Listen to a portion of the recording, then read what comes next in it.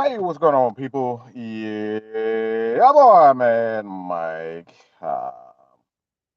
Typically on a Saturday, I'm sitting my ass down, not doing much of anything, and yeah, getting my groove on. You know, sticking a few. Nah, I'm just fucking. Yeah, I'm just relaxing, man, doing my thing. But I had to, come on for a bit. Share my Saturday. I think the damn day Saturday. Yes, the day Saturday. Share my Saturday with you guys, and come in with some Q&A. All right. So if you guys uh don't already hit that subscribe button. All right. Actually, I want you guys to do a favor for me. Um, because it's gonna be a bit of a change really soon, people. And I'm positive that you guys are gonna like this. Um, well, it's gonna be a bit of a change, nothing too drastic. But I think, like I said, I think you guys will enjoy this.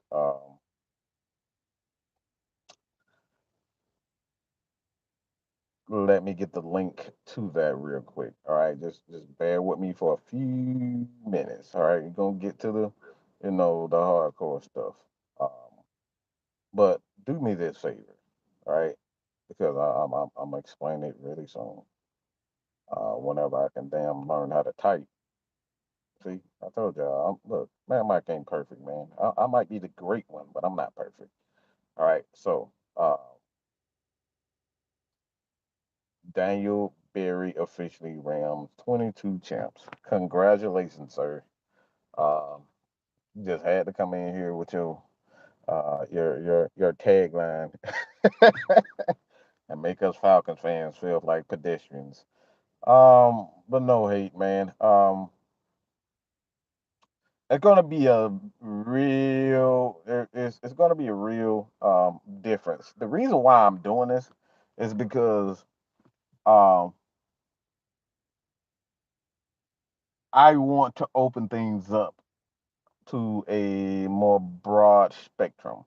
And what that means is Mad Mike is going to be having shows on, we're going to answer field questions on the Atlanta Braves, the Georgia Bulldogs, Tech, Atlanta United. We're going to go live on the Mad Mike Network. And a lot of my lives is still going to be on Mad Mike Sports, but I may move my rants to the Mad Mike Network.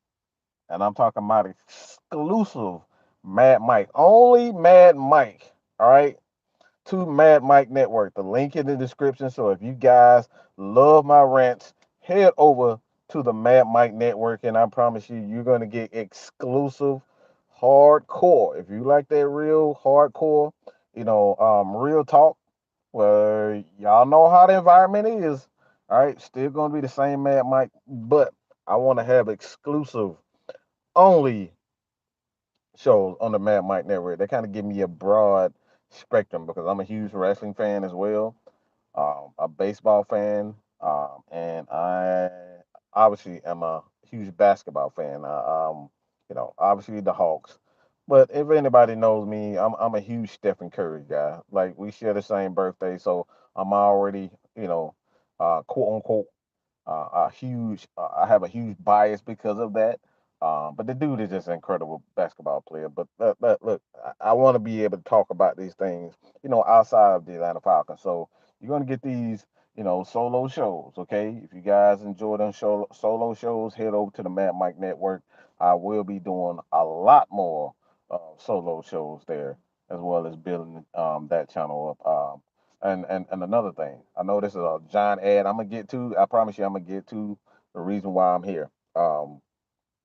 But as well as like Atlanta United, we have a show on the Feline Sports Podcast.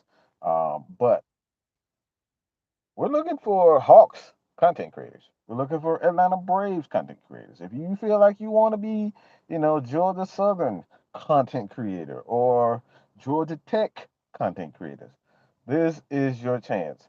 Hit us up. All right.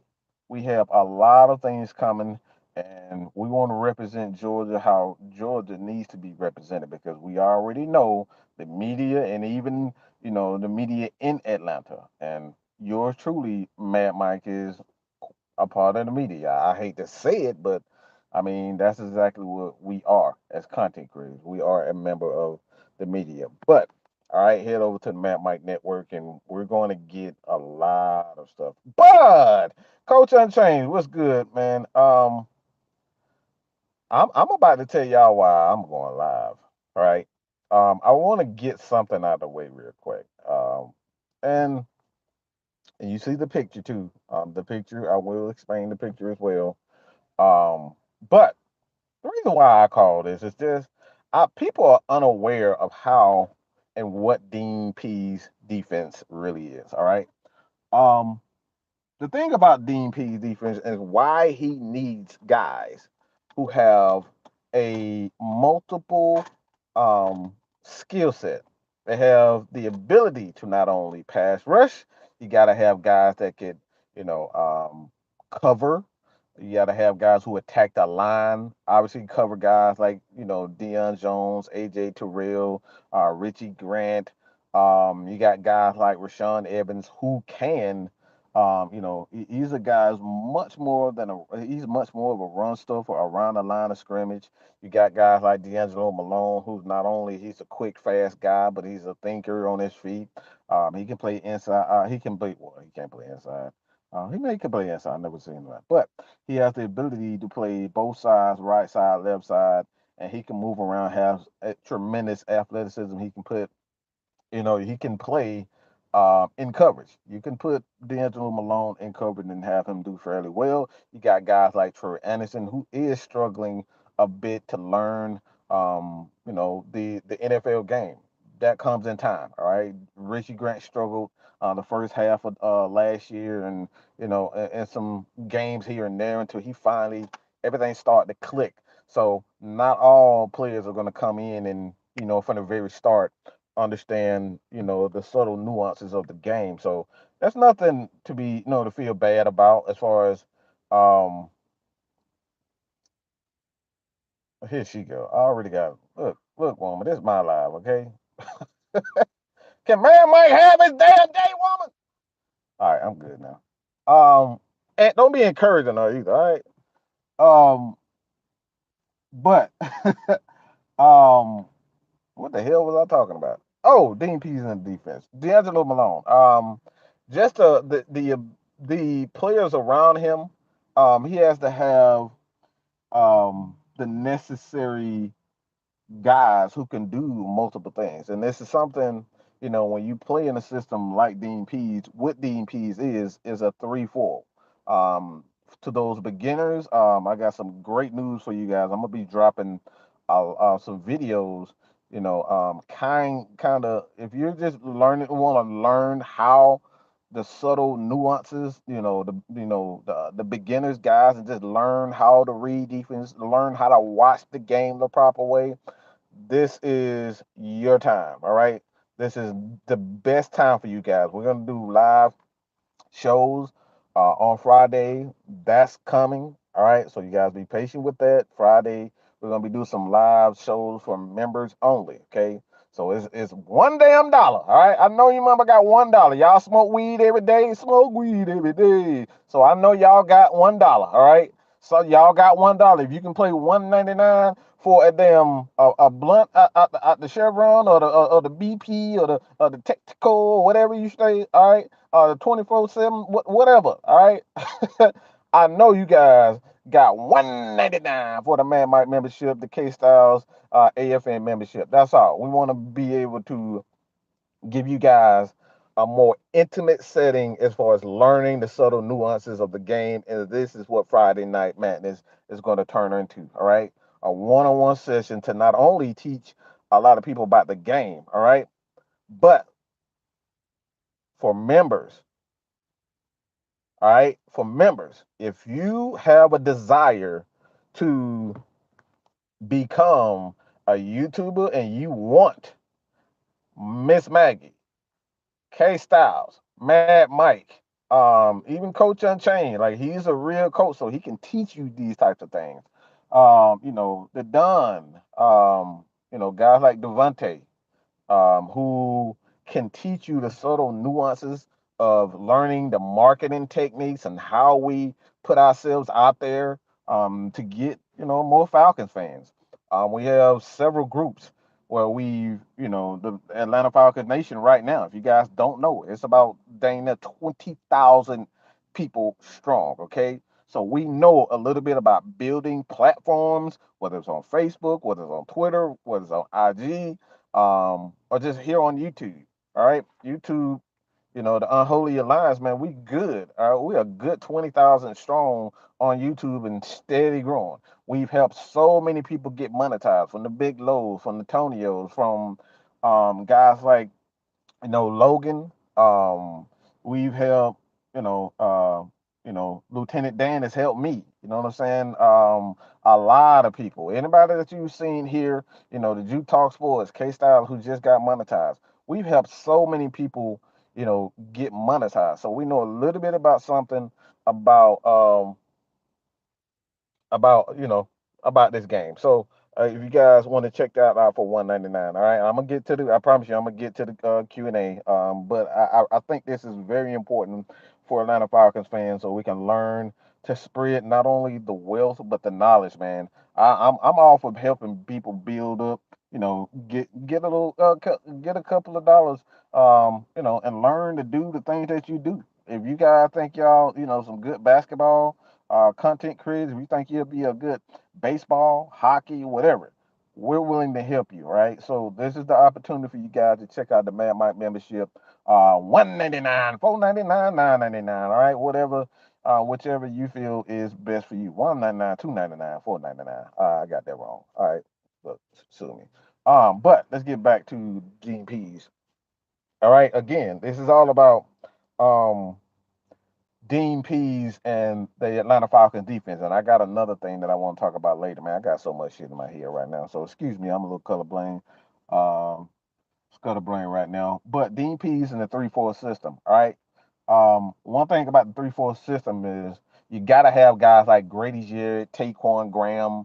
You have to have guys like Dalton. You got to have these big, undersized defensive tackles, but in the 3-4, they are of size. And what I mean by that, the typical 3-4 defensive end goes about 270 to about 290. Sometimes you see guys, sometimes if you play in a Baltimore scheme or the old Pittsburgh Steelers scheme, you would see defensive ends that are about 320, 330.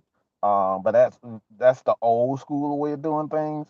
Nowadays, you got guys like Grady Jarrett and Taquan Graham. These guys about 290, almost 300, and they can play that 3-4 end. So basically, with a 3-4 defensive end, is is a guy that has the ability to two gap.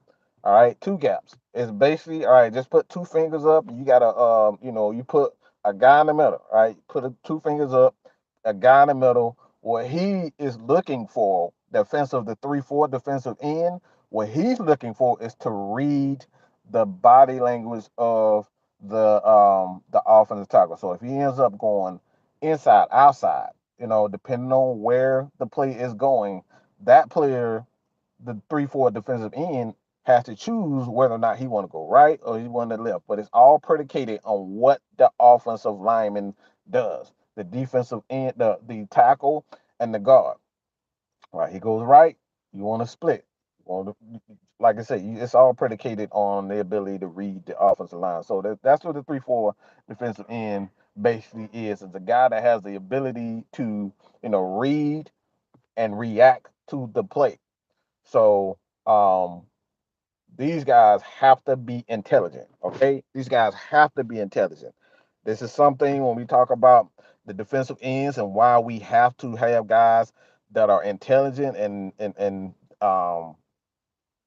to be able to play in the Dean P system. This is why he prefers younger guys, not younger guys, but experienced guys and intelligent guys, because you have to do multiple things. In Dean P system, a defensive end, a defensive lineman have to do multiple things. Multiple things. All right, he's not just one of those guys that's going to be fat, be in the middle. You got to have most of his defensive linemen, the defensive tackle, the defensive end, and the defense have to two gap. Again, what that basically means, you have to read and react to whatever the offensive lineman is doing. All right. So, and the middle linebackers in his scheme, he has to have the ability to cover. He needs at least guys that can cover. And what cover in his system is, basically what that means in Dean P system, the ability to cover, you can't be goddamn slow. Okay? Excuse my French.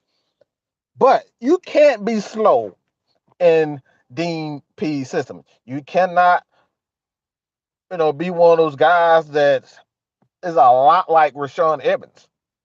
I love Rashawn Evans and his aggressiveness. And if this damn fly, excuse me, 1 second. This fly driving me crazy, y'all. I know what I just took. But in his scheme, you know, he has to have the ability. Good. God damn it. Freaking fly. But in his scheme, Rashawn Evans is a guy. I love his aggressiveness, but you gotta have a guy like Deion Jones in your scheme that has the ability to cover. Because Rashawn Evans is an aggressive attacking linebacker. When you have a guy that's aggressive, he's hard hitting, and he attacks the line of scrimmage, you gotta have that one lineman, the linebacker that's gonna be shows a little bit more paces. In the first game against the Jets, that was a major concern for me. If you guys check out our spaces, Marwan is in there. Big Ant is in there. Myself, LT. And we break down what we see during the game. So you guys want to learn how to watch the game the proper way, and kind of figure out why the Falcons did this or why the Jets did this and how they're gonna make adjust to certain things. What is the proper way to adjust? This is why you need to join our spaces on game day, all right? But you got to have a yin and a yang when it comes down to a 3-4 inside linebackers. You got to have one that's attacking, physical, who's going to take on those blocks. You got to have a linebacker like Deion Jones who has the ability to cover, blitz, and fill the gaps. So this is the reason why Dean Pease has to have multiple guys to have the ability to not only blitz, fill the gaps, the physicality, to play with intelligence, that tackle well. Okay? He has to have that. So when you don't have that, you get what you had with the Atlanta Falcons last year. All Dean Pease did, he know he didn't have the guys up front. What did he do? He pushed all the defensive backs backwards. He played a lot of cover one. He played a ton of cover one, and he backed his defensive backs, his cornerbacks up, so those guys will have that 7 to 8 yard cushion, so he won't give up the deep ball. So that's basically what a Dean Pease defense is when you don't have the talent. They play a lot more conservative. You don't see a lot of blitzing, and this is why I wanted to kind of highlight one of the reasons why the Atlanta Falcons and Dean Pease is going to be much more aggressive this year, because these guys have, a Rashawn Evans. They have a Michael Walker. Rashawn Evans and Michael Walker is pretty much one and the same. We're still yet to see what a guy like, excuse me, um, Troy Anderson, he's not picking up the speed of the defense, and he's not picking up the defense fast enough. So you're seeing him. He didn't travel the first game, but he's going to be fine. All right, he's going to be fine. It's a learning curve for a lot of players. He's going to be fine, but there's a learning curve. You got to understand what you're looking at. You have to understand DP's defense. A 4-3 for the Atlanta Falcons. Why is this important? Because you got to have guys, again, especially in goal line situation, got to have guys like Taquan Graham who can play the defensive end position. And you bring in these big, huge bodies like Timmy Horn, Anthony Rush. If Eddie Goldman was here, you would pack him in that defensive tackle situation where these guys are going to be a little bit more aggressive as far as um, their strength is concerned in these goal line situations. You got to have those big bodies and guys who can, move around. And you got to have linebackers, okay? You got to have a set of linebackers that are disciplined when you come playing a 4-3. A 4-3, obviously, there's going to be more lanes open, so your linebackers have to be disciplined. They have to understand what they're seeing. The DBs, of course, the DBs for the most part, in a 4-3, they have to cover a little bit more ground as far as the middle of the field concerned because in a 3-4, obviously you got four linebackers.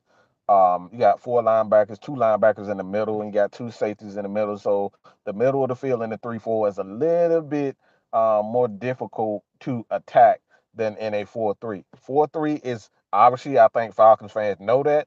Being in the system with Dan Quinn, we played in a 4-3 a cover three scheme, and the middle of the field for us were always open. I mean, we call it the Suki Honey slut walk defense. Why? Because the middle of the defense was always open. If Deion Jones wasn't picking guys off, and we didn't have a guy like Deion Jones who had range and speed, that middle of the field in the 4-3 is wide open. So this is the reason why the Falcons went to a 3-4. This is one of the main reasons why Dean Pease, he likes to play in a 3-4. He likes to play in a 4-2-5. A 4-2-5 is four, obviously, four defensive linemen, two linebackers, and five DBs. And that fifth DB in a 4-2-5, you got to have guys like Isaiah Oliver. This is what I'm talking about as far as the ability for those guys and have multiple skill sets. You got to have guys in a 4-2-5. A defense that Dean Pease loves to run, you got to have these DBs like Darren Hall. These guys are big, they're fast, they can tackle well. Isaiah Oliver, a guy, they got him playing at safety right now. Something that I always thought he was. And obviously in his scheme, it's a big nickel. All right, Dean Pease different. His defense is a big nickel slash, aka slot corner. But this is why you have to have multiple skill sets with your defensive lineman. So I know this is a lot of information for a lot of people, but the Falcons have to. They must have guys that have skill set and the ability to do different things. All right. So I had to get that off my chest. Another one. All right. I think this is we've already kind of spoke on this before. And you guys can already start putting your questions in the chat, if you will. Um, but I just love the change in the Atlanta Falcons right now. I love the change in the Atlanta Falcons right now. And one of the reasons why I'm loving it is that I saw a video that the Atlanta Falcons released today. I'm seeing guys like Jesse Tuggle. I'm seeing guys like Terrence Mathis. And today, something happened, and I saw it. The Falcons actually acknowledged the great John Abraham.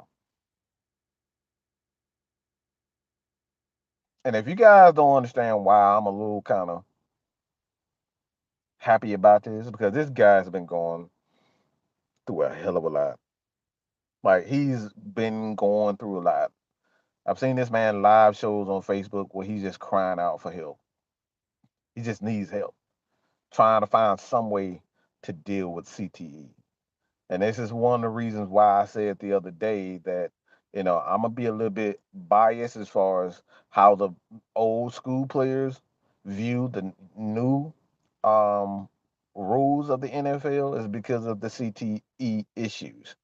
The NFL is doing exactly what they should do, and they are doing the best that they can to provide the safeties. I know you see these big alien things on their helmets. They're trying everything possible to make things safer for NFL players. And me, like I said, I've seen the live shows. Miss Maggie's had conversations with Johnny Abraham. All right, where he's telling you know his story about how he's struggling, the how he, deals with CTE, going to, you know, um, these meetings and whatnot. So to see the Atlanta Falcons um, doing this and inviting these players back, I love it, man. I absolutely love it. So I just want to give a shout out to the Atlanta Falcons for just acknowledging a guy. And I know that may sound a little crazy. Well, the Atlanta Falcons acknowledge. Why would they not acknowledge? Because Dan Quinn, let's just keep that real. Dan Quinn was a guy who didn't want anything to do with the old Atlanta Falcons. All right, he did not want any. If it wasn't going to benefit him, a lot of those guys did not. And like I said, I got some inside information, okay, some inside sources on that situation. So we know what actually went down in the Dan Quinn era. But I love what the Atlanta Falcons are doing. They're acknowledging our history. And if we're going to be the best Atlanta Falcons that we possibly can, we have to acknowledge the greatness of a Johnny Abraham, the Terrence Matthews, the Jamal Andersons, the Chuck Smiths, the Shane Durnett, Travis Hall, Ray Buchanan, all right? Guys like this, even D'Angelo Hall, you know what I'm saying? Mike Vick, Algernon, Darius Compla, all right? We got to acknowledge those guys. So if we're going to get the best out of the Atlanta Falcons, we got to know our history. So I just shout out to Atlanta Falcons for, creating that change. Um, what's your biggest worry with the team this year? Um, I'm glad you said that. That actually goes right. You see number 5 in the middle of the screen? Yeah, that's my biggest worry. That's my biggest worry. But there's a but to it. There's a Cherokee that has big butt.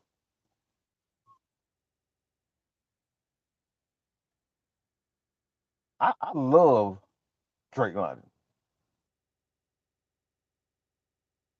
I love Drake London, his skill set, his physicality, his ability to run after the catch, his playmaking skills. He looks great on his feet. He's in and out of his breaks well as far as a big wide receiver is concerned. That's very unique.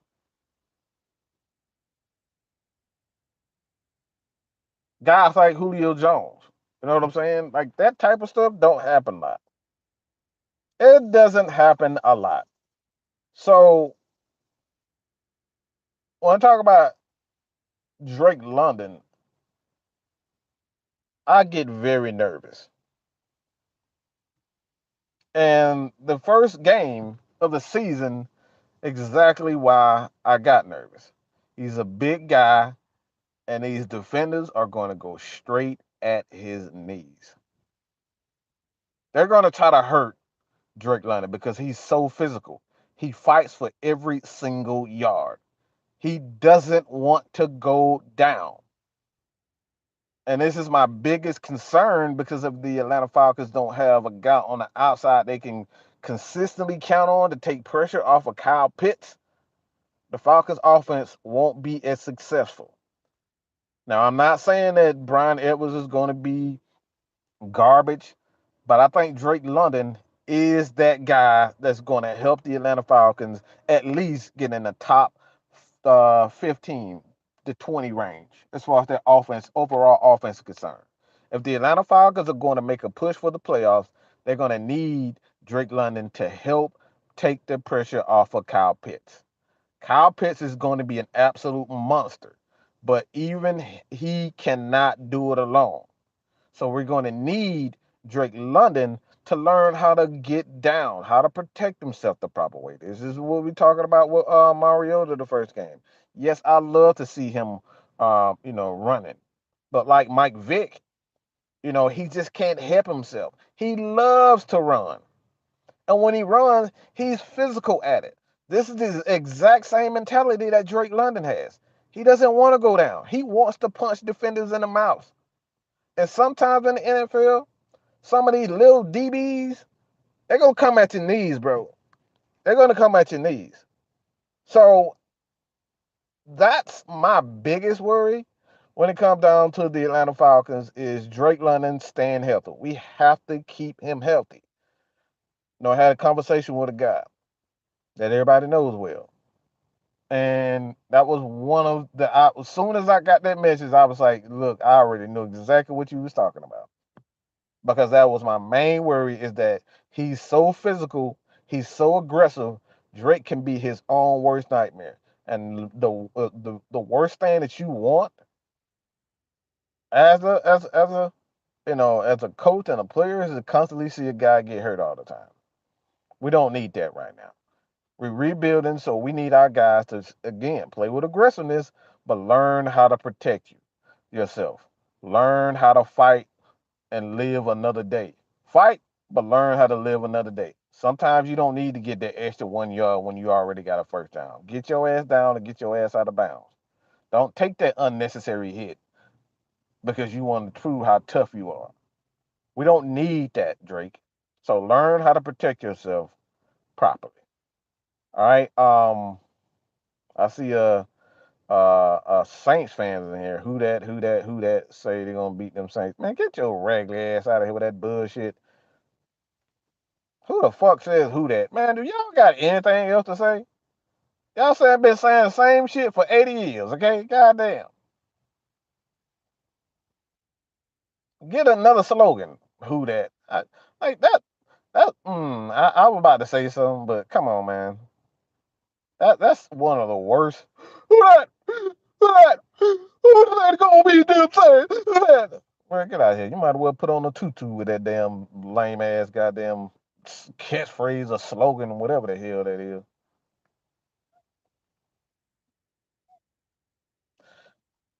Um, Mike, what you think about D'Angelo Malone? He's gonna be a situational pass rusher. All right. He's going to be a situational pass rusher. He's gonna be one of those guys that come in and spell Lorenzo Carter and Ogumdeji. Ogumdeji and Lorenzo Carter are going to see majority of the snaps until AK and D'Angelo Malone can show that they can play the run and play intelligently. They're going to be pass rush specialists. Expect these guys when the starters are tired, they need a spell or two. This is when you're going to see a D'Angelo Malone. This is when you're going to see Arnold Ebiketie. Um, D'Angelo Malone, I think he's a guy a lot bigger than what I thought he was. Obviously, he picked up weight during the combine. He's a lot bigger, but him gaining weight, he didn't lose his athleticism. He didn't lose his ability, his awareness. So when you talk about when you talk about his ability to um run the offense, not run offense, but to run the defense and be a situational pass rusher, this is what I think. D'Angelo Malone is going to be. He's going to be a situational pass rusher, and he's going to be one of those guys that's going to spell Lorenzo Carter, and he's going to spell um, Ogum Daisy. So when it all comes down to it, do not expect too much from him, um, especially in year one. Don't expect too much in year one. Expect more from him in year two. Um, unless he proves unless he shows that he, can go a lot longer. But I like D'Angelo Malone. Obviously, he plays with an edge. We all would know, he's the cousin of Justin Schaefer. and haven't really heard much of Schaefer from Schaefer. So, like I said before, I like D'Angelo Malone. I like Honor Ebiketie. Both of those guys going to be able to showcase, what they can do as pass rushers first, a situational pass rusher, and the guy that's going to spell, the defensive, the starters. So D'Angelo Malone is going to do fine. I'm not worried about D'Angelo Malone. Again, I think and one thing while I'm on this, um, I have to say this is because there is a misconception when it comes down to export. There is a expectation level when it comes down to Falcons fans. All right, and not just Falcons fans, just people in general. Just speaking in general. All right. Shout out to the great big boy. Just speaking in general. All right, that will go over your head if you ain't no Outcast fan. Um, but when you talk about um the Atlanta Falcons, I think the biggest issue is that we want every player to come in year one and be on point from a rookie. That's not realistic. We always talk about the subtle nuances of the game, and a lot of people don't understand that football is 70% mental. And I mean 70% mental. Because not only do you have to learn the playbook, you have to learn how to deal with your teammates. You got to learn how to comprehend and fill out, all right, what does this coach want from me? You got to deal with the fans coming at you from on social media, calling you this, breaking into your cars. You know, you got to hear, family life. You may not even see your wife. You might not even see your kids for weeks on end, sometimes months. So football is 70% mental. Everything else can take care of itself for the most part because the injuries, difficult. But yeah, I think you got to learn from that, aspect first. But like I said before, I believe in what the Atlanta Falcons are doing. They're doing a great job of, building the team the proper way and getting, um, players around him.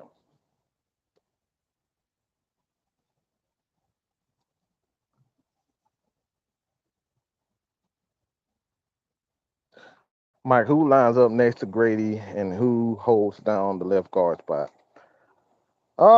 Who lines up next to Grady? Well, you already know that. We already know that. It literally just look at the depth chart. And the depth chart says Anthony, okay? Grady Jarrett is a 3-4 end. Okay. I was telling you guys earlier about the 4 end. Grady Jarrett is a 3-4 end. And the base defense. The base defense for the Atlanta Falcons is a 3-4. So he will play a 3-4 defensive end. It's not too much different to what he's already doing because basically in a 4-3 defense, especially a cover three defense, a three tech pretty much lines up in almost the exact same spot, than where he is.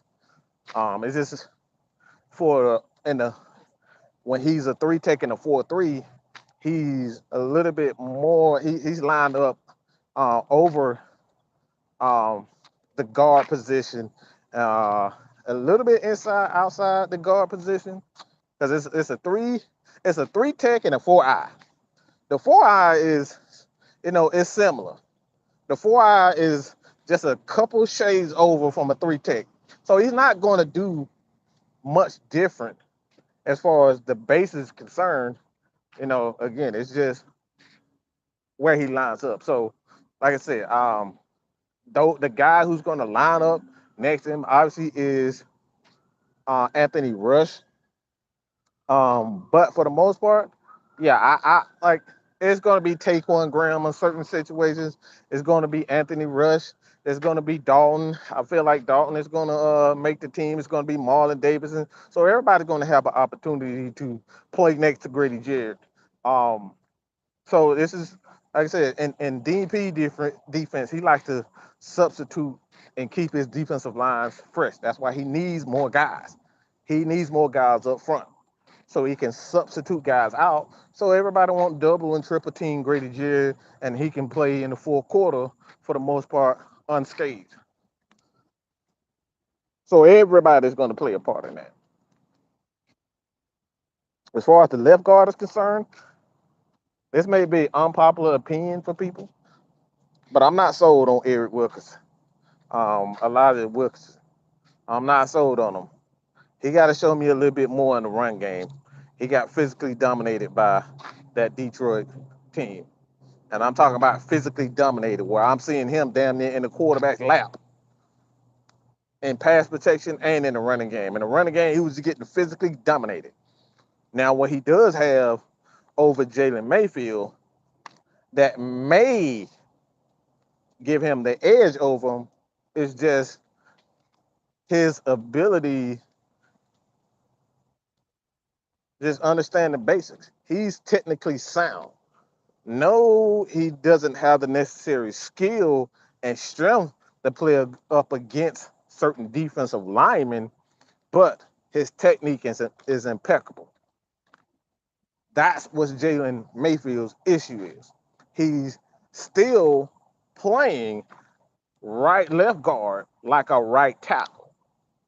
So physically and skill wise, Jalen Mayfield is far better than Elijah Wilkinson. But being that he's more technically sound than Jalen Mayfield, he may have the heads up as far as that's concerned. But if the Falcons run the ball a lot better than what we expect, especially from last year, you're going to see Jalen Mayfield a lot more than what you think because he's a physical, absolute monster. The dude is physical as hell. So I love what I'm seeing from Jalen Mayfield. You know, had some injuries. He had an injury as far as I'm concerned. Um, I think everybody know that by now. He has, a lower back issue, so he's had to kind of, you know, break it a bit, kind of break it in a bit, and bring things along slowly. But he's fine. So I expect Jalen Mayfield to play most of the season at left guard. But I'm just not sold on Elijah Wilkins.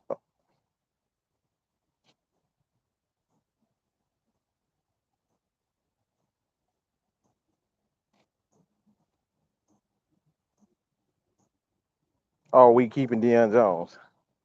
Are we really asking that question? You go back and watch that Detroit line first game, and you tell me should we keep Deion Jones or not? If you seen that first game against the Detroit Lions, you tell me if we should keep Deion. I'm asking you a question now. Go back and look at that Detroit Lions game, the first preseason game, and look how they attacked our defensive our shut the hell up. If you go back and if you go back and watch that game and look how they attacked our linebackers, you tell me if we should keep Deion Jones. In fact, everybody in the comment section, please, should the Atlanta Falcons keep Deion Jones based on what we seen in that first preseason game? Y'all tell me, yes or no?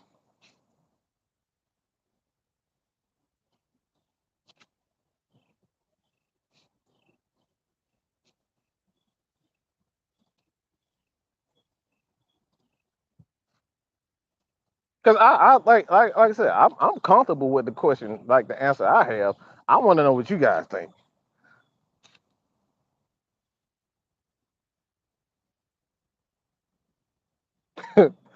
Mike White started dotting us up. We got an issue, fam. Why the hell would we get rid of Deion Jones anyway? Yes, keep Deion Jones. Yes, I think we need him because over the middle, nobody could cover. I mean, like I said, I like based on what I seen, man. I don't think that'd be a wise move to get rid of linebackers because the linebacker that we drafted is not even ready to play. He didn't even play the first preseason game. Okay, why was if you drafted a guy, why wouldn't you play the guy that you drafted? And I don't see any injury issues. So you tell me what the issue could be, fam. Y'all answer that question. Why wouldn't the Atlanta Falcons play Troy Anderson if he's healthy? If that guy's healthy, why wouldn't the Atlanta Falcons play him? This is the guy that you drafted, right? And according to Jeff Schultz, the Falcons are thinking about, talking about Deion Jones got a bad attitude. If this guy is the one that you want to replace Deion Jones, why the hell he ain't playing? I mean, it's common fucking sense, people. Excuse me. I'm trying to stop the cursing. I know my mom probably rolling over right now, hear me doing all this cussing. She was a pastor, y'all, so that's probably why I'm so messed up. I'm a pastor's kid, you know. So, but yeah, why the hell wouldn't he be playing? If you are so fucking confident in the linebackers that you have, why the fuck would you not play the rookie linebacker that you drafted? Somebody answer me that question. Why the hell ain't? Why is he not playing? Like I said, gotta make sense.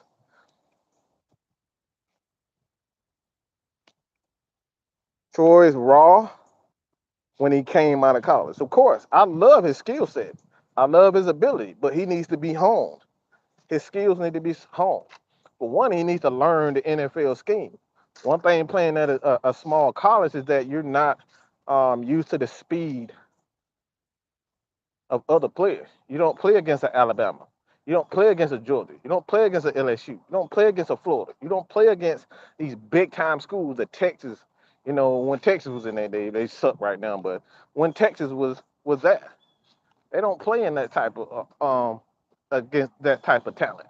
Yeah, he's has tremendous skills and he could be you know kind of developed to something great, but he doesn't have that. He never played against that. I mean, he's a converted quarterback who turned linebacker. So Troy's going to be, I think he's going to be good once he gets it, but it comes down to getting it first. Michael Walker just ain't it pimping, and I could be wrong. I've been wrong before when it comes down to players, but I don't get a good feeling about Mike Walker. I just don't. Just being real, you can record it. I don't know what time it is. You can replay it, but I just don't get a good feeling about. It's about 48 minutes. So you guys can wind back to the 48-minute screen recorded and show me when I'm wrong. But I don't get a good feeling that Mike Walker is the missing piece on the Atlanta Falcons as far as his linebacker concerned. A guy that's going to ultimately replace Deion Jones should the Falcons move on from him. I don't think he's that. I'm not even certain that Rashawn Evans is that guy. So we still have the uncertainties at linebacker. Why in the bloody hell are we trying to trade Dion? Why are we trading anyone at this point? Because the Falcons are still in development mode on the defense side of the ball anyway. The last thing that the Falcons want to do is give away players.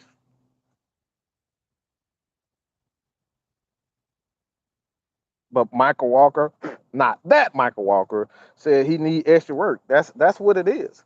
He's not picking up the defense. Dean Pease has one of the most difficult schemes to understand because he plays multiple defenses.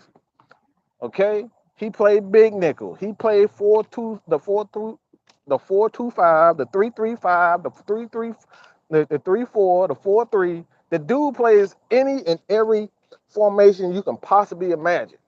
So trying to understand that entire all those formations in a couple of months, that's difficult. That's not easy, people. So it's going to take time for him to understand.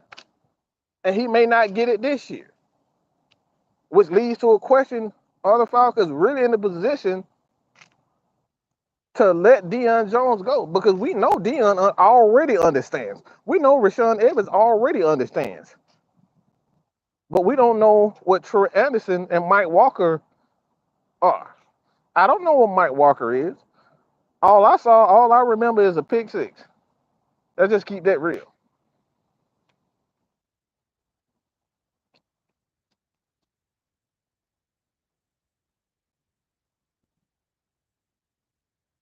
Just judging by the tape, Troy probably got the same over aggressiveness as AK, and that's what I was talking about. With everybody was getting all hype and excited about Aiden Hutchinson.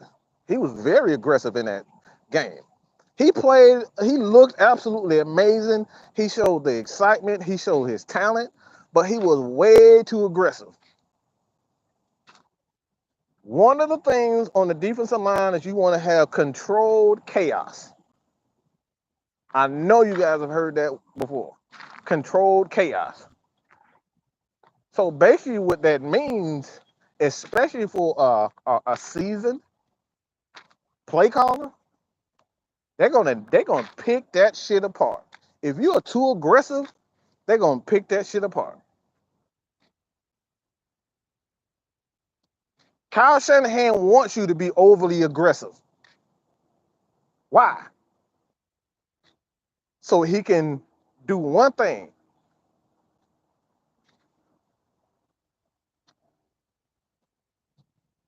And what's that one thing?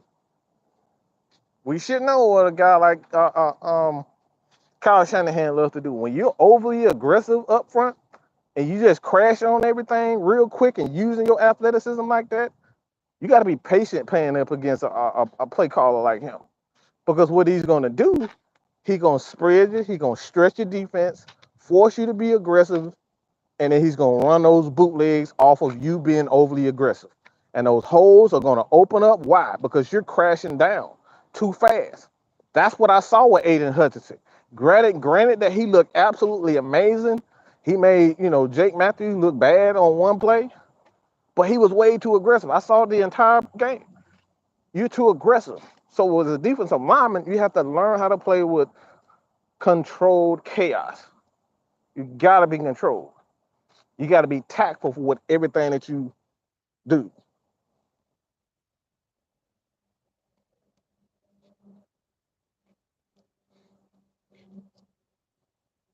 And that's right there. They gonna hit you with them screenplays. You super aggressive like that. A guy like Sean Payton, all he gonna do is bootleg, throw a damn screen to AK. You going for 40, 50 yards. Why? Because you way too aggressive. Gotta play with controlled chaos. Gotta be able to think and have a plan. Like this is why Chuck Smith teaches you gotta have a plan. You gotta set up your moves. It's a game. It's a game in these. It's everything is really mental. I just keep that real. Everything is mental. That's why Tom Brady is considered the GOAT because it's all mental. These dudes were they were that like if you go back to um the Patriots and a lot of their AFC games, what they would do, they would bring in that blunt dude.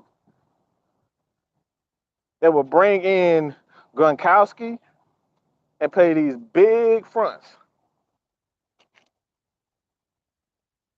They would go to a 2, 3 tight end set, and guess what? They would run the ball down your throat, and then on the very next play, they'd spread you all the way out just to do the same thing, run the ball up the middle.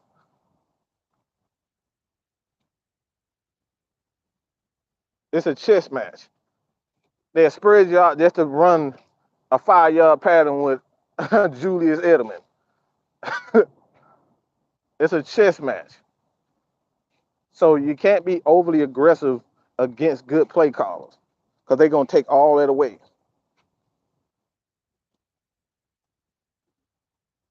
TJ Watt, that was another reason why they're so bad and run on the run because he overly aggressive because he's constantly thinking past Russ. I got to get after the quarterback. And granted that he's very good at it, but when games are close and you got TJ Watt, guess what? This is what Cincinnati, you know, beat them multiple times. All they would do, all right, y'all can get after the quarterback, and guess what? Can you stop Joe Mixon though? They gonna take advantage of that over aggressiveness. They're gonna take advantage of that. What's good, Pimpin'? How y'all doing today, man? Like I said, it's normally my off day chilling, but I feel good. Sun is out, wind is blowing, it's not too hot, relaxing.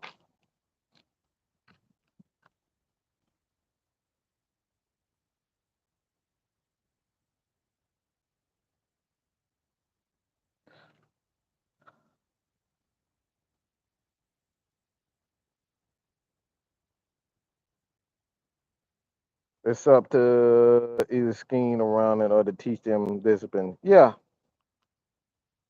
like I said, it's like I said, not all defensive coaches are gonna see that, but we know in the NFL, once somebody find a weakness, everybody gonna try to exploit that weakness.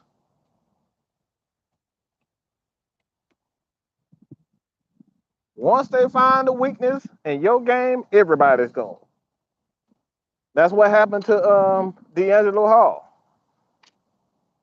All he wanted to do is press man all day. And guess what teams started to do? They started double moving him. He wanted to break on everything. They started double moving him. You see it with Trayvon Diggs. Once they find that one thing that you can do that you don't do well, they gonna take advantage of it.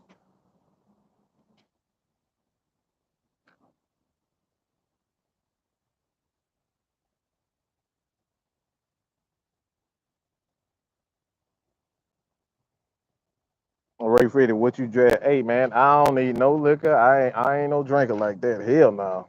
Y'all be getting a whole nother mad mic if I was drinking. Is there any possibility of IO playing safety? Well, he already plays safety. That's what the big nickel is in the DP's system. It's an extra safety. If you go back and look at the tape, a lot of times what you would see with the Atlanta Falcons is that he would drop um, the safety off. A lot of times it was 21. Dang, what's his name? But 21 from the Falcons, and you would see IO go into that zone, or he would have AJ float into that strong safety zone, and he would play the zone, and the strong safety would go into the flats. So it's basically a cloud. So he was already technically already playing safety. That's why Dean Pease has to have the bigger slot corners because in his defense, he likes to put them in positions where they have to cloud. All right. And again, what cloud basically means um, in a lot of situations is run support and coverage at the same time. All you doing is flooding your Isaiah Oliver deep or your cornerback deep or even both. So what they're doing, they just switching halves. So the corner would go deep. He'll play the deep half, and he could be able to. He could do it because he got the speed. And we saw AJ Terrell actually do that last year. He would like on the play where he got hurt. I think he fell on his back or something like that. But that was kind of how he did it. AJ Terrell broke up a play and he kind of fell. He got injured on that play. Ultimately came back, but the safety dropped down. He came down and played the flats. AJ went deep, and Isaiah Oliver played the middle of the field. He technically already played, so now everything's just technical. Everything you seeing right now, Isaiah Oliver playing that safety. Well, he's been doing that. This is why Dean P said in his defense, and if you go back and look at his press conferences, he said that his DBs, he doesn't teach them positions, he teach them technique. So when the time comes when I need you to play safety, AJ Terrell, can you play safety? AJ Terrell, can you play slot corner? Casey Hayward, can you play free safety? Richie Grant, can you play slot corner and strong safety? Jalen Hawkins, can you play free safety and slot? Can you blitz? This is the reason why I was telling you earlier. This guy has to have the ability. He has to have players that he can switch in and out of position because you never want to get caught with a defense. Um, I don't hold on. I'm getting to it. I'm reading, man. Hey, real. If you can write it again, I'll answer it because I don't know if I see it or not.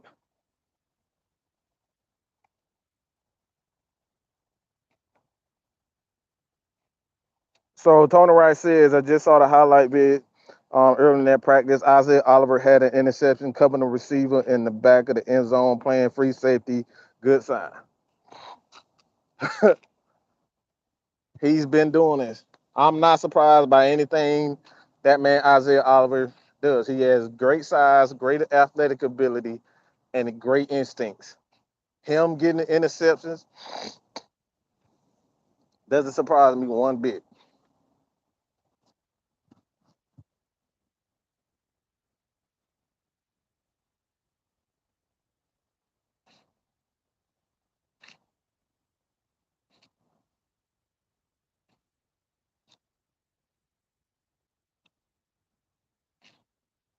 Start at safety. I mean, it's possible that Isaiah Oliver could, start at safety. Like if he has the size, he has the ability. I mean, it's not out of the question. He's a great tackler. So yeah, I don't doubt it.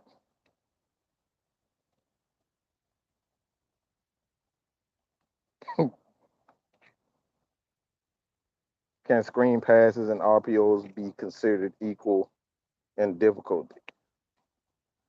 Um, Screen passes and RPO. I mean, it's essentially the same thing.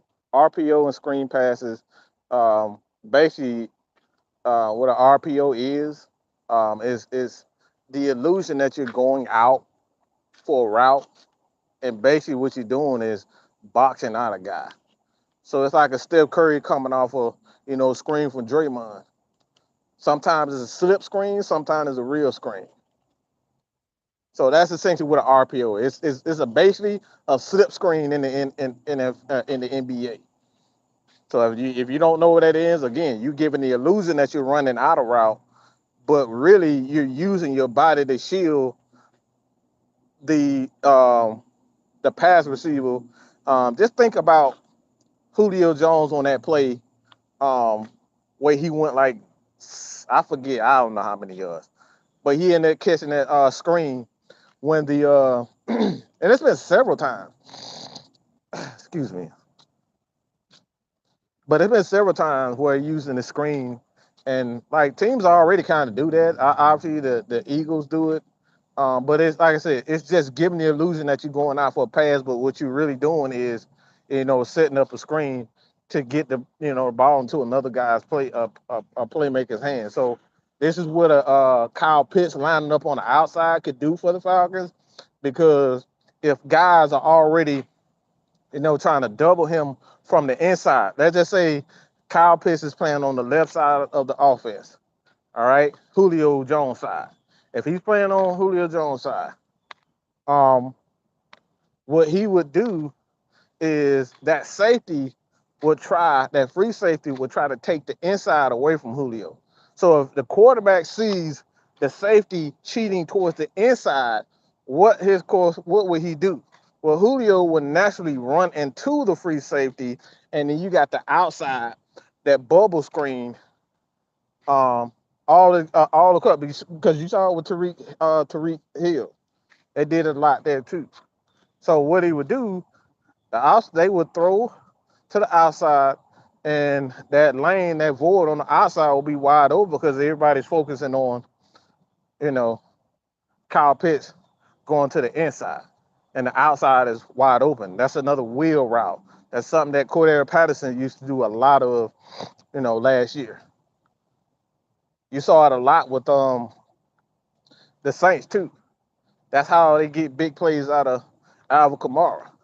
So RPO is basically just a slip screen, giving the illusion that you're going out for a route, but your intention is really to get the ball to the guy underneath and get an easy completion.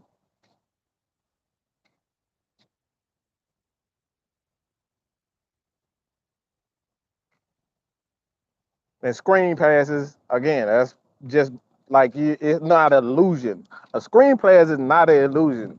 All right. You have to throw that ball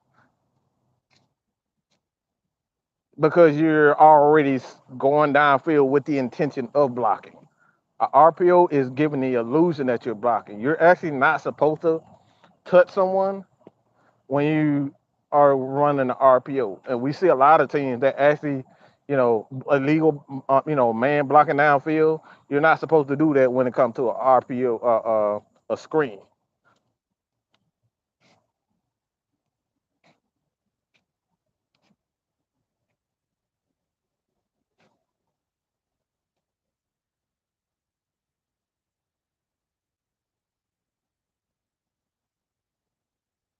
I actually like Nate Landman. I like what I've seen from him. He doesn't have. He reminds me of a lot like a Keith Brooking. You know what I'm saying? Like a latter, Keith Brooking in the latter part of his career, or I should say the middle part of his career, when the athleticism wasn't necessarily there, and you just see him playing off instincts. I think that's what he is. You're not gonna get the super athleticism from him, but he's gonna be in the right spot. He's gonna make necessary the right reads. He's just gonna get the job done. So I think Landman, I really like what I saw from him. Also, Dorian Etheridge, I think he could be a sleeper too. Um, and don't be surprised if he end up taking Michael Walker's spot. I think Dorian Etheridge is that good. He can play in coverage. He can play the run. Great instincts. So I think he is definitely making a push to take Michael Walker's position or Troy Anderson's position.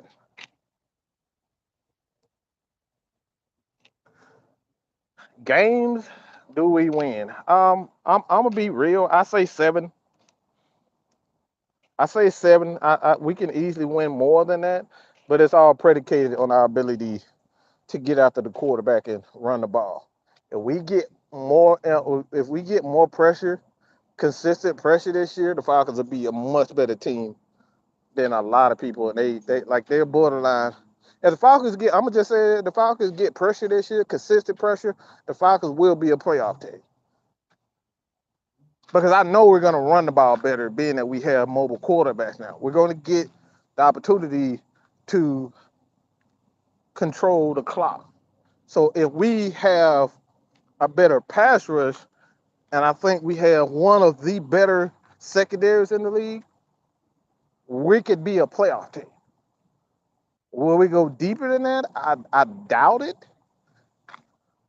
but I think we can make, at least a wild card. But we have to run the ball well, and we have to get more consistent pressure. So I say that it's about 7 wins for me.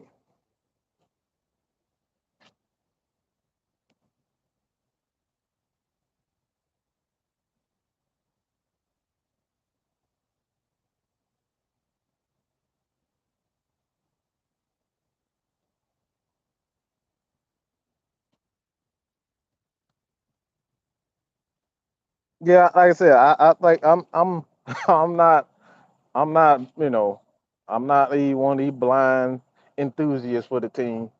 Like I said, these things have to go well for the Falcons to get that. So they have to damn near play perfect to even be a wild card team. because we're not there yet. As I mean, we're in the second year of a team, like of a new regime. So I'm not gonna say, the Falcons you'll go to the Super Bowl in year two. All right, well, it's not like the Falcons under Dan Quinn. He had the necessary pieces already there, Matt Ryan and all those guys. We don't have those pieces yet, so I'm not gonna say that we're gonna win the Super Bowl in year two like Dan Quinn did. That's just crazy. It says 6 wins, the ceiling 11 wins. I can see it. The division is winnable. I don't think of people because, let's be real. Tom Brady ain't committed to that team. That man is not committed to the game. I think he made a huge mistake coming back. He got greedy, egotistical, and I think he's regretting it. He's not gonna say it, but I think he's regretting even coming back. He should have stayed retired, but he got greedy, and a lot of that stuff coming down for that, what happened to the Dolphins. He was in the mix of it. The man been playing for 22 years. Yeah, I don't think Tampa is gonna be as good as people think. They don't have Ndamukong Suh. All the offensive linemen look absolutely like a mess right now. They can't stay healthy in training camp. Now you looking for um, Vita Vey to be the center of that defensive line with no JPP. Look, I just don't think this gonna be the same team, man. And then you look at the New Orleans Saints. They got Mr. 30 for 30 there. Alvin Kamara, I think his is going to be suspended for what the hearing for it.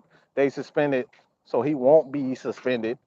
Um, the hearing has been kind of postponed for his suspension, so that's a plus for them. I don't think their defensive line is the same. Um, their the guy next to Cam Jordan, Davenport, I think he'll be a free agent next year. Um, they got a lot of question marks on San Francisco, the Saints. And then you look at the damn Panthers. These motherfuckers got like 12 quarterbacks, so we don't know what the hell they want. They don't even know what they want. So the division, I think, is wide open, man.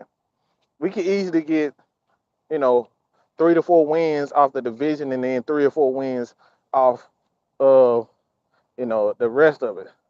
So that's 7 wins right there, and that's just me being generous, on. But like I said, injuries happen, things happen in the NFL. Who to say that these guys that we think is going to be, the um the championship contenders are going to be that? Like I said, Cincinnati. Nobody would have thought they would be in the Super Bowl last year. So anything is possible. But like I said, the Falcons have much of a chance to make the playoff than any other team, especially with our division.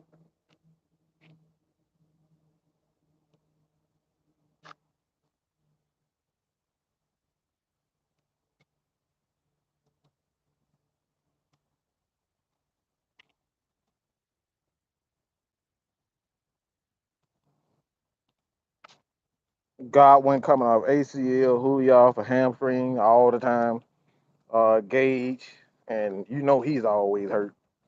Fournette, he about 50 pounds overweight. And then you got Mike Evans, who's had his injury issues as well. So Tampa Bay is not the same team, man. Any chance of a double-digit sack guy this season? Uh, yeah. Um, my my choice would be Ogundeji. I think people are just nobody expecting nothing out of him because we got AK, we got Lorenzo, we got D'Angelo. Nobody's even talking about Ogundeji at all. I think he's a sleeping giant. Nobody expect nothing from him. Like everybody gonna be focused on Grady, Anthony Rush, and AJ Terrell. Ain't nobody gonna be thinking about Ogundeji like that. Ain't nobody really talking about him Ogundeji like that. So I think Ogundeji is one of those guys who can, if he can win his one-on-ones, he's gonna have a lot of opportunity to get sacks, especially with our, the offense being able to control the clock and got more, talent. The Falcons are going to have, like the Falcons defense is going to have opportunities to get after the quarterback. So it's not out of the question for me.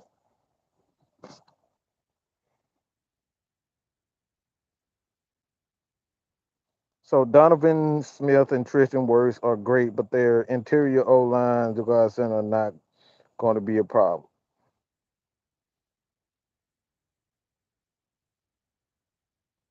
But like even their center hurt. Like they lost two centers. They not healthy either. The only thing that's healthy on that O line is the guards. And this starting guard from last year, he retired. So Tampa is in a lot of trouble, bro. Tampa is in a lot of trouble. They already getting hurt.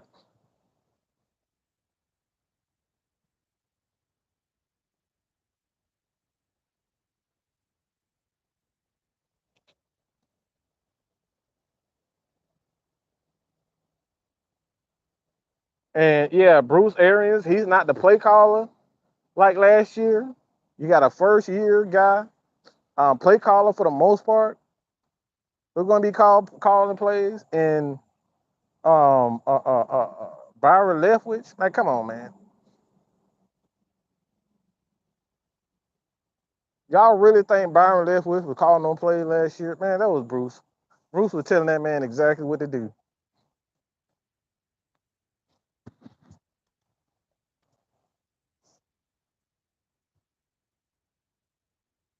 When will you admit LeBron is the GOAT? When you can bring me a GOAT.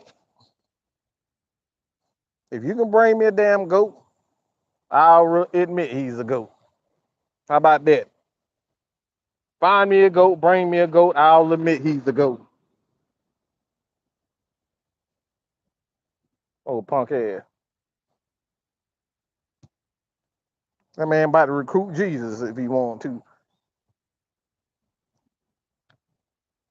That man will recruit that man recruit anybody and everybody. And then his fans be like, yeah, man, LeBron the GOAT, man. That man recruiting. How the hell you gonna recruit a team that you talking shit to? He talking shit to Steph and then telling, hey man, I really like Steph, man. Steph is one of the greats. Steph is one of the greats. The hell? How you go from trying to beat a motherfucker in the playoffs to recruiting them? The hell? This is your king, bro. This is your king.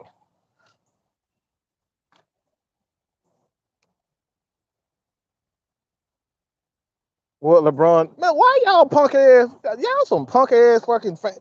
Y'all LeBron fans are some punk motherfuckers. I'm sorry. Y'all some punk motherfuckers.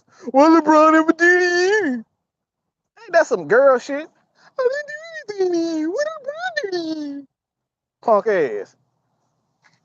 The hell out of here. Have you seen this? This man out here recruiting everybody on Jesus. This man recruited AD, told the Lakers to do everything possible to get AD. He got that. He went and got Westbrook. He got that, and he still fucking suck and missed the playoff. But you up here talking about, man, what did LeBron do?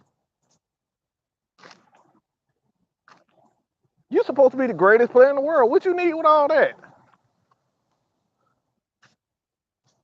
Michael Jordan had Scottie Pippen, who was a inconsistent shooter, and a damn power forward who rebounded the ball and played defense. And you up here talking about LeBron is the GOAT. Kobe had power. Kobe had an early Shaq, okay? A dominant Shaq, one of the greatest of all time. And what else? Pau Gasol, Lamar Odom, But I don't remember him having three, four, five, six Hall of Famers. Man, get out of here with that. Man, get out of here.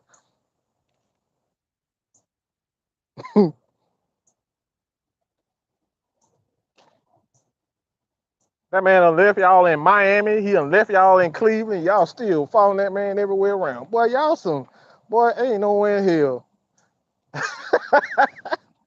Ain't nowhere in hell I'll be following Steph to no damn Washington Wizards or some shit like that. Man, you get out of here. I be looking at Steph. What the hell wrong with you?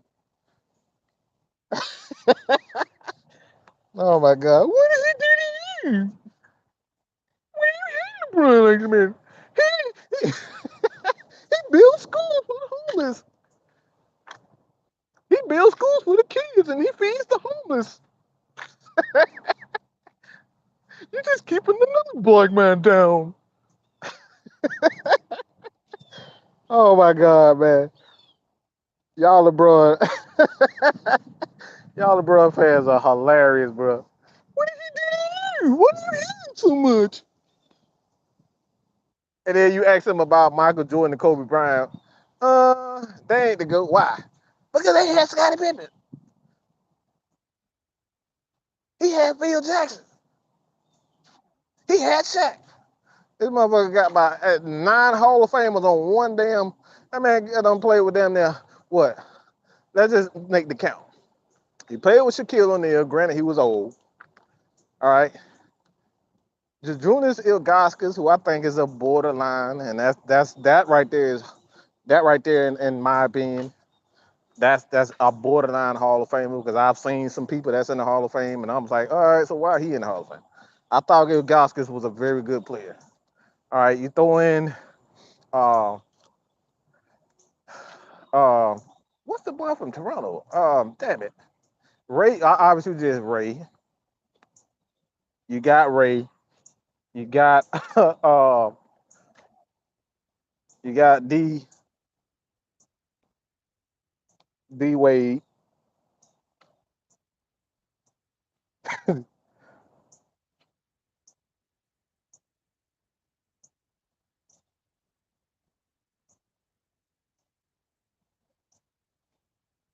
Yes, he's one of the greatest, right? But y'all LeBron fans got to stop. That man losing more championships than he win, and this month like he played in one of the worst conference eras in basketball history. The East was fucking terrible for years. All right, in his era, the West was at when it was Kobe. All right, the East was it at when Michael was playing, and the same thing for Magic. Okay, that's the reason why he was 5-4. Okay, because he played against the best. LeBron played against the worst and then got to the playoffs, got to the finals and lost. Okay. Oh my God, let me get off LeBron back because y'all about to have a heart attack in here. I don't need Sam to come in here and goddamn try to end the damn live, report me for talking about his little precious, try to talk about his precious LeBron.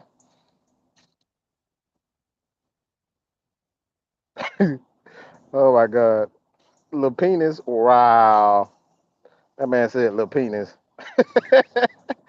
Oh God, baby fro Kobe. Yeah, man. Look, man, come on, man. Don't. Like I said, I wasn't not a fan of Kobe early because I thought he was a guy. This is an old school term. He was willing, would basically mean he don't pass the damn ball to nobody. He shoot every damn thing. So I was not a fan of Kobe just on that. But I learned to respect the shit out of him because he practiced hard. I don't think there's been outside of Jordan. I don't think nobody practiced hard as Jordan did. Kobe did. You know what I'm saying? I don't think nobody ever practiced as hard as Kobe did. And for a motherfucker that I saw with my own 2 eyes put up 81 points in a fucking basketball game that we actually saw, okay? Nobody saw that bullshit That damn Will Chamberlain said he did. Look, that shit is bullshit if you ask me. That man scored no damn 100 points. We got out here. We got footage of motherfuckers from 1700, but we can't get a fucking footage, not a fucking layup of Will Chamberlain scoring 100 points. Man, y'all don't get that bullshit out of my face. Ain't nobody seen a fucking picture of him scoring 100 or shooting a layup in that game. But we supposed to, he gonna hold up a piece of paper and say, I scored 100 points. We ain't got no radio evidence, no nothing. But you up here trying to tell me that this man is he scored 100 points. No, Kobe is the all-time scoring right now. I don't give a damn what nobody say. In single game, Kobe did. That motherfucker had 80 points, 81. But come on, man.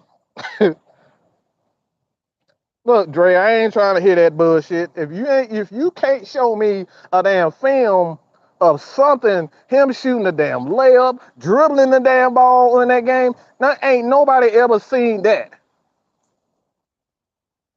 I ain't never heard no audio from that game. Give me something. We got World War One footage, but you can't tell me.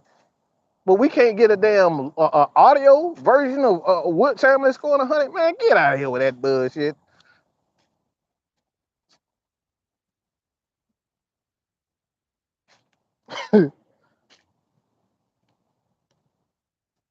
And Booker 70. Ain't no damn conspiracy. It's a flat out lie. That's a flat out lie. That man ain't scored no 100 points. Ain't nobody seen it. But old people. Everybody who about 100 years old done seen it, but here we can't see it. Man, look, you can't look. Ain't nobody gonna tell me that man scored 100 points. Ain't got no evidence nowhere.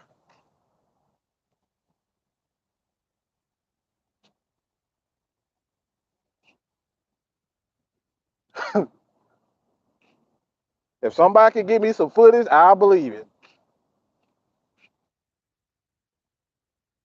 And then the man said he had sex with over 100,000 women. Man, if that don't sound like a pathological liar,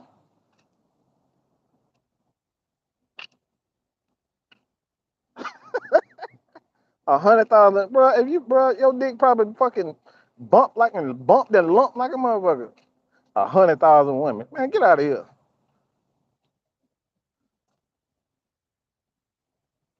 Talking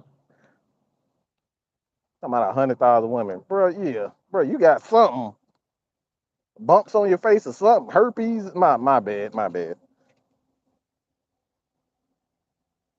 Talking about 100,000 women. Yeah, but that man's a liar, and everybody around him liars too.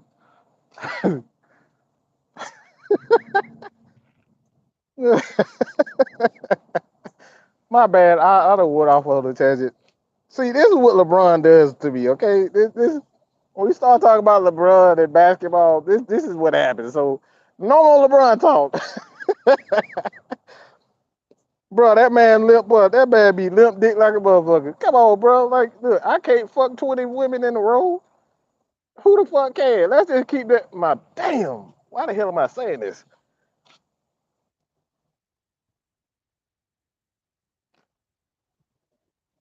I will look. Raise your hand if you screwed more than 5 women in one day.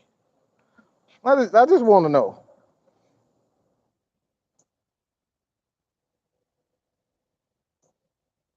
He said over 1,000 women, which I believe is impossible.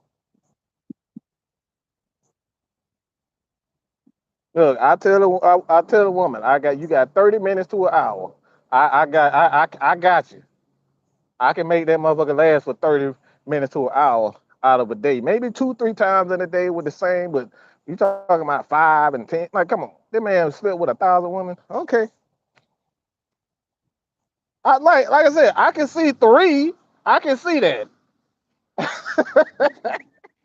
Hey man, I don't know where the hell is going. Okay, I apologize, y'all. Damn. All right. We need to go. All right. Because the one thing gonna have me saying some crazy stuff. I apologize, y'all. This has been your boy, Mad Mike, man. Uh, uh, yeah. Good God Almighty. This I don't know where this went. See, I wasn't gonna bring up Magic, but this we gotta go. I gotta go. No, I gotta go. All right, all right, man. With you guys, all right. Like I said before, man, we'll be back tomorrow. Down the Falcons Nation. You guys check that out. If you guys got video ideas, please do not hesitate to leave Ask Mad Mike's questions in anyone's comments, whether it's K Styles, Jew, Feeling Sports. Leave us questions. Please leave us the questions. We love the questions. We love to answer you guys' questions. It doesn't have to be Falcons related. If you see got an opinion about a player on another team that you want to get our take on, I will gladly do it. I would happily do it. All right, so you guys continue to support your boy here at Mad Mike Sports. This has been a special Mad Mike After Dark episode of Falcons content. I'm out of here, man. Peace.